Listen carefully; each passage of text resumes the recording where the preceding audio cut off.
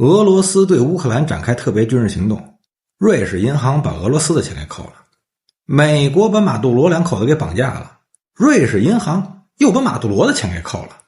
嘿，这招双标玩得真棒！什么公平啊，什么中立啊，什么保护隐私啊，全是扯淡。看来啊，我存在瑞士乐思银行那张3000万美元的本票也得赶紧取出来了，要不定什么时候也给我扣了。还有就是那个新加坡的那个李光耀的那个好大儿，哎呦，当时那俄罗斯打乌克兰的时候，那叫一个义正言辞，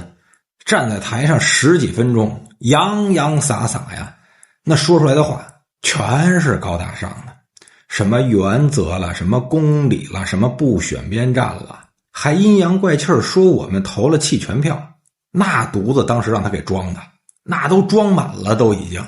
这回倒好，美国把马杜罗给绑架了，嘿，任老先生找一地方闷得儿密去了，跟他没关系了感觉。那你之前说那些话是什么呀？啊，是五谷轮回之气呀，随风飘散了是吗？被包养就是被包养，别谈什么独立人格。新加坡人，你们要明白一个道理，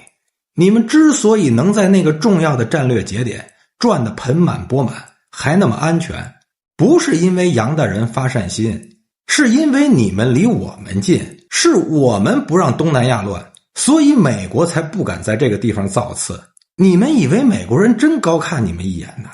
别天真了，如果没有我们，或者你们离美国近一点，你们连3等公民都不算，你们甚至连人都不算，你们那个地方早是美军基地了。看看美国大兵对日本、韩国老百姓都做过什么，你们以为你们好得了啊？弹丸之地，罪而小国，先拿个镜子照照自己，没镜子的话，那撒泡尿也行啊。你们何德何能啊，能过上好日子？你看看这个世界上像你们一样的重要战略节点，有一个好的吗？伊朗、也门、埃及、巴拿马，哪个没被美西方揍过？是他们不听话吗？他们倒是想听话呢。杨大人不买他们的账，那是想炸就炸，想制裁就制裁，无非你就是离着东大近一点，是我们在保你们的周全，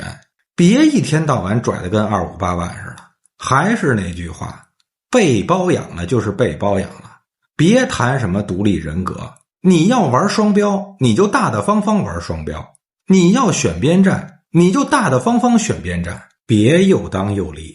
吃相太难看了。当年表演义正言辞的时候，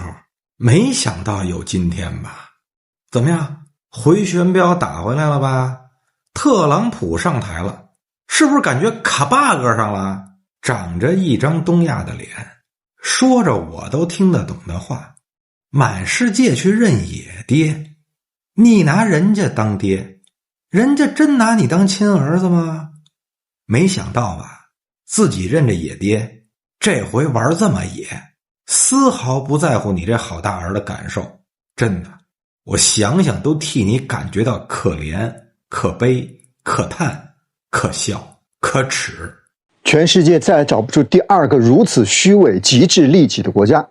明明全国3/4的人口都是华人，血脉、文化、文字、根源全部都深深的源自中国，却在长达半个多世纪的时间里，处处防备中国、算计中国、利用中国，把背祖求存、两面逢源、左右吸血的小国投机之道玩到了炉火纯青的地步。很多人常年被新加坡干净、整洁、儒雅、文明、富庶、安稳的表象所蒙蔽，习惯性的将其视为海外华人的骄傲，视作中华文化在海外开出的璀璨花朵。可是当我们沉下心，完整的梳理李光耀、吴作栋、李显龙这3代总理跨越60年的对华态度的变迁，我们就能彻底撕碎这一层温情脉脉的伪装，看清一个冰冷的残酷真相。新加坡从来都没有对华的血脉认同，从来都没有真心的友好善意，他们所有的亲近合作示好都是假的，所有的提防制衡借力打力，这才是真的。60年来，他始终抱着一套不变的底层逻辑，利用中国的市场红利壮大自己，绑定美国的军事势力来保全自己，在大国博弈的夹缝中精致利己，两头通吃，所谓的中立、温和、务实，不过就是他用来掩盖投机野心的遮羞布。一切的根源，我们要从1965年说起。这一年呢，新加坡被马来西亚彻底踢出联邦，仓促独立，被动建国。而彼时的新加坡是名副其实的烂摊子，没有一寸可以耕种的土地，没有任何矿产资源，没有足够的淡水储备，国土狭小的几乎没有任何战略纵深，四周被马来西亚、印尼等东南亚穆斯林国家团团包围，地缘环境恶劣到极致。最让新加坡上层焦虑的不是贫穷落后，而是它与生俱来的族群属性。在当时的东南亚整体的社会氛围里，华人聚集的小型区域始终被周边的大国视作外部势力延伸的潜在隐患，备受猜忌，备受排挤。为了活下去，李光耀从建国的第一天起就定下了新加坡60年不变的立国基调，彻底淡化族群渊源，主动切割文化归属，放弃情感认同，只用纯粹的利益思维玩转地缘博弈。很多人误以为李光耀他是强势睿智的开国领袖，殊不知他最早的治国思路就是靠自我矮化、主动疏远、刻意割裂来换取生存空间。而这一份看似务实的生存智慧，本质上就是一种极度现实的投机底色。李光耀时代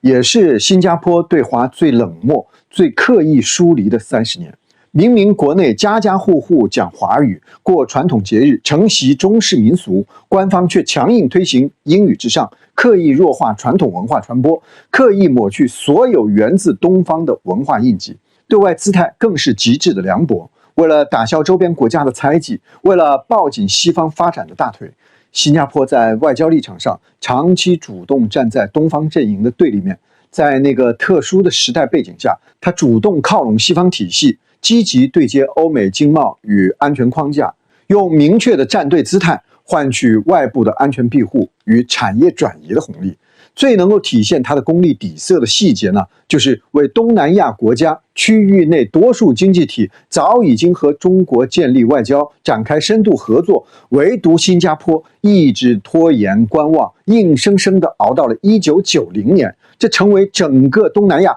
最后一个和中国建交的国家。这一份拖延从来都不是谨慎，而是精心算计的试探。李光耀政府心里十分清楚，当时的中国正处于稳步发展阶段，未来必然拥有巨大的市场潜力和全球的影响力，彻底对立只会堵死自己的后路。但是在当时的地缘格局下，靠近西方，保持疏离姿态，才能够拿到最稳妥的安全保障和发展红利。所以他一边长期保持距离，暗中制衡，一边悄悄地观察局势变化，既不得罪西方主流力量，也不彻底断绝和东方的联系，早早地练就了左右观望、两头流露的投机本事。李光耀一生留下无数递言预判言论，看似眼光长远，内核从来都没有变。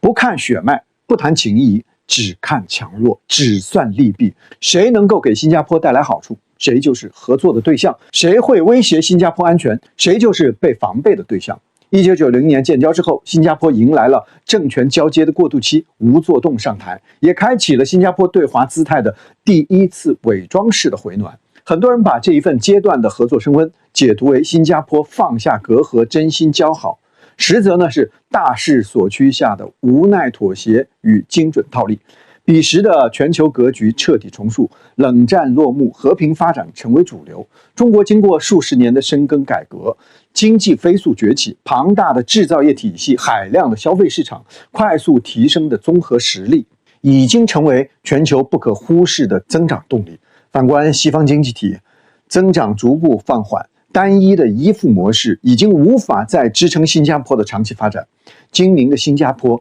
立刻就嗅到了时代红利，迅速调整姿态，收起往日的冷漠疏离，开始主动对接中国市场。吴作栋看似温和包容，实则是延续了李光耀的核心算计，只是手段更加隐蔽，姿态更加柔软。他不再刻意疏远中国，反而主动推进双边合作。最具代表性的就是苏州工业园区的落地。这一个项目看似中新友好合作的标杆，实则是新加坡输出成熟的管理模式，赚取技术服务费，抢占中国产业红利的绝佳布局。借着合作的名义，新加坡低成本的进入中国市场，吸纳海量的产业资源、人才资源和发展机遇，靠着中国的发展东风，快速完成了本土产业升级和财富积累。但所有人都能够看清，这一阶段的友好仅仅局限于经济和贸易层面，在安全布局、外交立场、区域话语权的争夺上，新加坡丝毫没有让步，依旧牢牢依附于西方体系，保持着固有的制衡姿态，完美践行经济赚尽红利、安全绝不松口的双面政策。吴作栋执政的10几年，是新加坡吃尽中国发展红利的黄金时期。他靠着极低的姿态、温和的话术、友好的合作表象，让国内很多人放下戒备，默认新加坡是友好的海外邻邦，心甘情愿的开放市场，共享机遇，提供舞台。可是就在中国全力包容、持续让利、深化合作的同时，新加坡从来没有停止对区域格局的警惕，从来没有放弃制衡策略，一边赚着中国的钱，一边维持着制衡布局，为后续的博弈埋下伏笔。温和只是它的保护色，套利才是它的真实目的。所谓的友好合作，从头到尾，它都是一场精准的利益交换。2004年，李显龙上台以后，新加坡的双面算计彻底走到了登峰造极的地步。如果说李光耀时代是刻意疏远、保命优先，吴作栋实在是温和套利、暗中观望，那么在李显龙时代，就是明目张胆的两头通吃、精准踩线、极致投机。这20多年是中国国力飞速攀升、全球影响力持续扩大的时期，也是中美格局深度调整、大国博弈愈发激烈的阶段。身处东南亚核心位置的新加坡，把夹缝生存的智慧发挥到了极致，练就了一套经济深度绑定中国、安全完全依附西方、外交永远中立的模糊顶级平衡术。在经贸合作层面，李显龙政府无比积极、无比主动，姿态放得极低，合作意愿表现得无比真诚。新加坡积极参与各类跨境合作框架，主动对接国内的各类发展战略，持续深化金融、贸易、航运、高端制造等全领域合作，牢牢坐稳中国在东南亚核心合作伙伴的位置。靠着紧密的经贸绑定，新加坡持续的吸纳中国的产业红利、投资红利，还有市场红利。本土的金融产业、转口贸易、高端服务产业迎来了爆发式的增长。短短的20年，从一个普通的港口城市跃升为东南亚绝对的金融、贸易、航运中心。可以毫不夸张地说，新加坡近20年的繁华富庶，一半都是靠自身的区位优势，一半是靠吃进中国发展的时代红利。但最讽刺、最虚伪的地方就在于，钱赚得越狠，对华防备就越深。一边在经贸领域全力拥抱，一边在安全和战略层面全力靠拢西方，主动配合西方的区域布局，敞开本国港口和军事设施，在为外部力量进入东南亚提供便利。在区域的热点议题上，新加坡永远打着航行自由规则至上的幌子，发表模棱两可、偏向西方的言论。看似中立客观，实则是每一次表态、每一次发声，都是在制衡区域大国，维护自身投机的空间。因为他无比清楚，自己的繁华来自中国市场，自己的安全需要外部力量来兜底，所以两边都不能得罪，两边都要利用，两边的红利都要占尽。很多人始终想不通，一个华人为主的国家，为什么始终对中国充满了戒备，不愿意真心的去交好？答案从来都不是民族文化情感的问题，而是极致的利己主义在作祟。新加坡从建国之初，它就已经定下了铁律：小国无外交，小国无情怀，小国只能靠算计。他深知自己的体量微小，没有能力主导格局，没有实力独立立足，只能依附强者，制衡对手，夹缝套利。他害怕中国强大之后，在区域格局重塑，自己失去左右逢源的博弈空间；他也害怕西方收紧布局，失去赖以生存的安全庇护。所以他只能够不断的平衡，不断的试探，不断的摇摆，用看似圆滑的外交姿态掩盖自己精致的利己野心。纵观这3代总理60年的执政轨迹，我们可以清晰地看到一条看似变化，实则统一的脉络。李光耀时代是弱势求生，靠疏远避险，靠依附立足；吴作栋时代是顺势套利，靠温和破冰，靠合作致富；李显龙时代是强势博弈，靠绑定获利，靠制衡保卫。3代领导人，3种不同的执政风格，3种不同的对华姿态，内核却完全一致。从来没有真心友好，从来都是利益优先，而所谓的中立务实，全部都是利己的伪装；所谓的区域担当，全都是投机的筹码。更让人唏嘘的是，60年来，我们始终以包容、宽厚、真诚的姿态对待新加坡，不计较过往的疏远，不纠结立场的摇摆，持续开放市场，持续让利合作，持续共享发展的机遇。我们念记同源同根的情谊，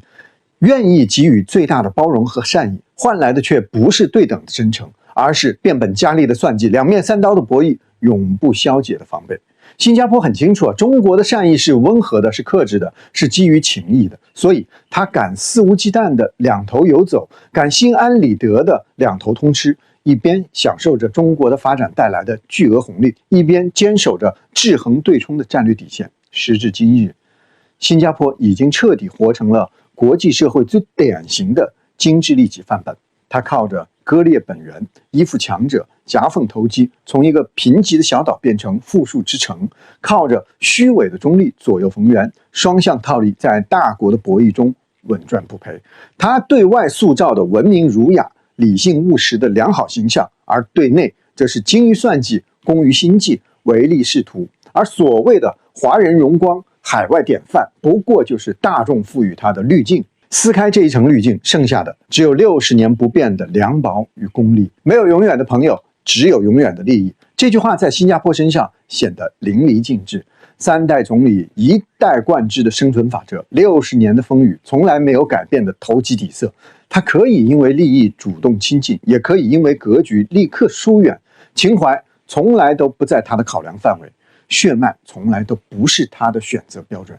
在未来很长的一段时间里，新加坡依旧会延续这一套平衡博弈的套路，继续在东西方之间游走摇摆，继续一边深度合作，一边暗中制衡。只是随着全球格局的越发清晰，大国博弈的空间在不断收缩，这种极致投机的生存模式终究会迎来自己的终点。靠算计得来的繁华终究难以长久，靠摇摆换来的安稳终究藏着隐忧。这就是新加坡这60年的虚伪博弈留给世界最真实的答案。